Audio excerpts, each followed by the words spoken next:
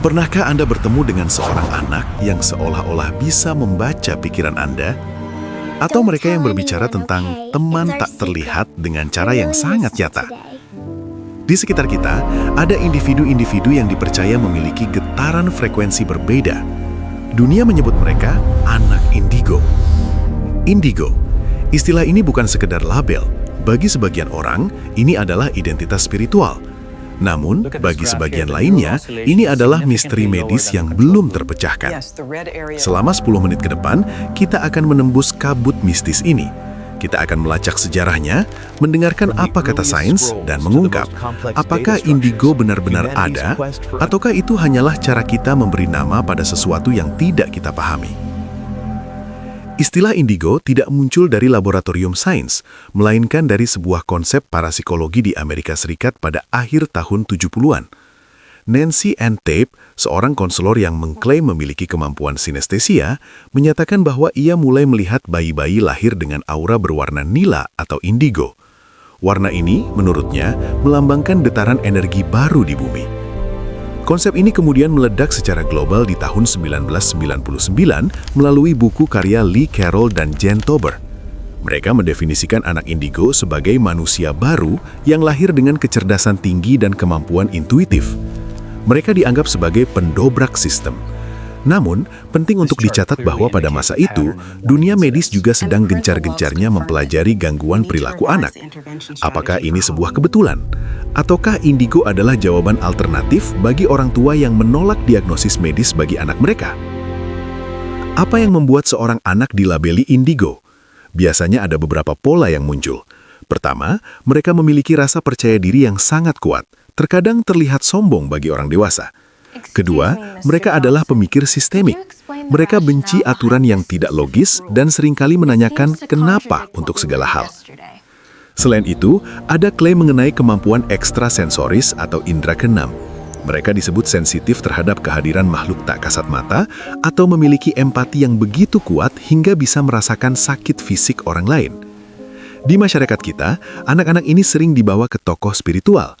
Namun jika kita melihat lebih dekat, ciri-ciri ini seperti rasa bosan yang cepat, kreativitas tinggi dan kesulitan fokus pada hal yang tidak mereka sukai, memiliki kemiripan yang luar biasa dengan profil anak-anak berbakat atau gifted. Mari kita bicara jujur dari sudut pandang sains. Hingga detik ini, tidak ada satupun jurnal medis atau psikologi formal yang mengakui indigo sebagai kondisi biologis atau neurologis. Psikolog melihat fenomena ini dari sudut pandang yang berbeda.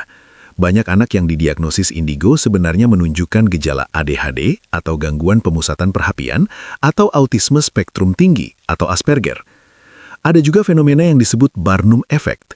Ini adalah kecenderungan psikologis di mana seseorang merasa sebuah deskripsi kepribadian yang sangat umum seperti kamu punya potensi yang belum tergali atau kamu sering merasa berbeda dari orang lain sebagai sesuatu yang sangat spesifik untuk diri mereka. Sains tidak mencoba menghilangkan keunikan anak-anak ini, namun sains mencoba memberikan bantuan yang terukur. Tanpa penanganan medis yang tepat, anak yang dianggap indigo mungkin akan kesulitan beradaptasi dengan realitas sosial karena kebutuhan neurodiversitas mereka tidak terpenuhi secara klinis. Pada akhirnya, apakah anak indigo itu ada? Jika Anda mencarinya di buku kedokteran, Anda tidak akan menemukannya. Namun jika Anda melihatnya sebagai fenomena sosial, indigo adalah bukti betapa beragamnya spektrum jiwa manusia. Label indigo mungkin membantu beberapa orang tua untuk mencintai keunikan anak mereka daripada menganggapnya sebagai sebuah kekurangan. Dalam berbagai studi parapsikologi yang mencoba membuktikan kemampuan ekstrasensoris, hasilnya seringkali tidak konsisten. Sains menggunakan metode statistik untuk melihat apakah sebuah kemampuan itu nyata atau sekedar kebetulan. Menariknya, banyak anak yang dilabeli indigo memang memiliki otak yang sangat aktif pada bagian lobus parietal yang bertanggung jawab atas pemrosesan sensorik. Artinya, mereka memang merasakan lebih banyak hal daripada orang rata-rata. Namun bukan berarti itu berasal dari sumber gaib.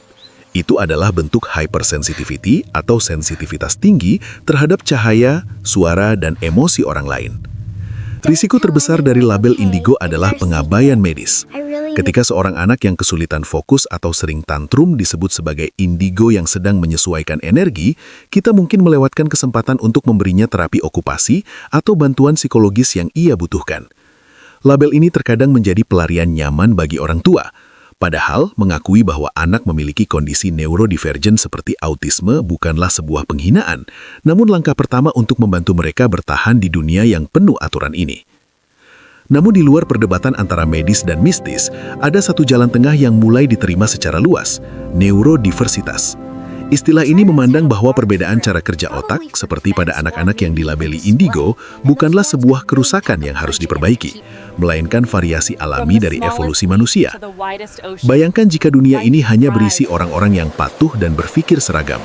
Kita mungkin tidak akan pernah memiliki inovator besar, artis eksentrik atau pemikir luar biasa. Anak-anak yang kita sebut indigo ini, dengan segala sensitivitas dan cara pandang mereka yang berbeda, mungkin adalah pengingat bagi kita semua untuk melihat dunia dengan cara yang lebih berwarna, lebih dalam, dan lebih berempati. Jika kita membedah klaim indigo dari sisi neuroscience, kita akan menemukan fenomena yang disebut SPS, atau Sensory Processing Sensitivity. Secara ilmiah, sekitar 15 hingga 20% populasi manusia adalah individu yang sangat sensitif atau Highly Sensitive Person atau HSP. Penelitian fungsional MRI menunjukkan bahwa individu-individu ini memiliki aktivitas yang lebih tinggi di area otak yang disebut insula, pusat kesadaran emosional, dan sistem cermin neuron. Inilah yang menjelaskan mengapa anak-anak yang dilabeli indigo seolah-olah bisa membaca pikiran atau merasakan emosi orang lain dengan sangat akurat. Ini bukan kekuatan sihir, melainkan sistem syaraf yang bekerja dengan gain atau volume yang jauh lebih tinggi daripada manusia rata-rata. Mereka menangkap detail mikro pada ekspresi wajah dan nada suara yang seringkali terlewatkan oleh orang lain. Beberapa pendukung teori indigo seringkali membawa-bawa nama fisika kuantum. Namun, apa kata sains sebenarnya? Secara teoretis, ada konsep bernama quantum entanglement, di mana dua partikel tetap terhubung meski dipisahkan jarak yang jauh. Meskipun belum ada bukti medis bahwa otak manusia bisa melakukan komunikasi kuantum secara langsung, sains mengakui adanya biofoton, cahaya sangat redup yang dipancarkan oleh sel-sel hidup. Fenomena aura yang sering dikaitkan dengan indigo dalam sains mungkin merupakan interpretasi otak terhadap emisi elektromagnetik tubuh atau sekadar fenomena sinestesia.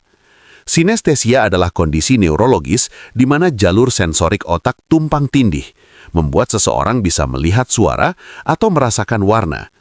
Jadi apa yang dianggap sebagai penglihatan metafisika bisa jadi adalah cara unik otak memproses data fisik yang nyata. Dilihat dari kacamata biologi evolusioner, mungkinkah kita sedang melihat mutasi? Setiap spesies membutuhkan variasi untuk bertahan hidup.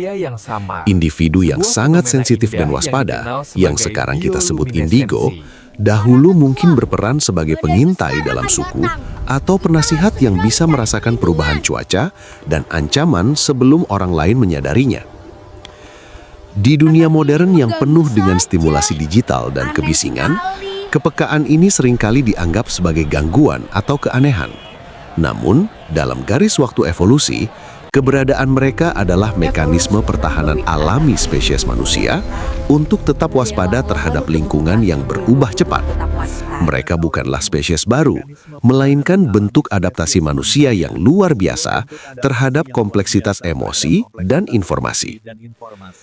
Dalam dunia sains, sebuah fenomena dianggap nyata jika bisa direplikasi dalam kondisi laboratorium yang terkontrol. Masalah utama dalam membuktikan keberadaan indigo adalah subjektivitas. Sebagian besar bukti yang ada bersifat anekdot atau cerita dari mulut ke mulut.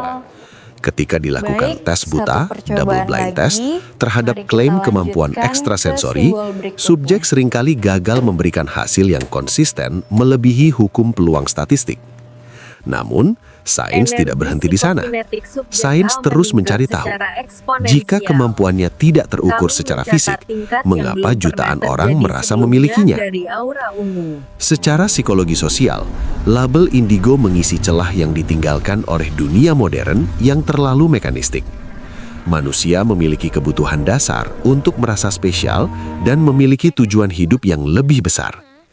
Di tengah sistem pendidikan yang seragam, label indigo memberikan validasi bagi anak-anak yang merasa berbeda. Ini adalah bentuk perlindungan psikologis. Sains menyebutnya sebagai identity construction. Dengan menyebut diri atau anak mereka sebagai indigo, keluarga mendapatkan komunitas dan rasa memiliki yang membantu mereka menghadapi tantangan perilaku yang mungkin sulit dipahami oleh lingkungan sekitar. Secara biologis murni, indigo mungkin bukanlah spesies baru atau mutasi ajaib. Namun, mereka adalah representasi nyata dari spektrum kecerdasan manusia yang luas.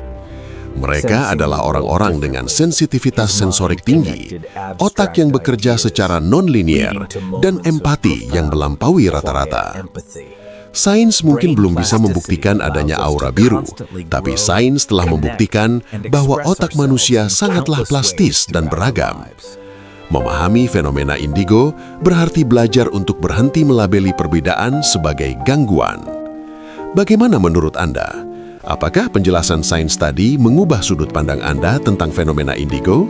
Atau Anda punya pengalaman pribadi terkait hal ini? Mari berdiskusi secara sehat di kolom komentar.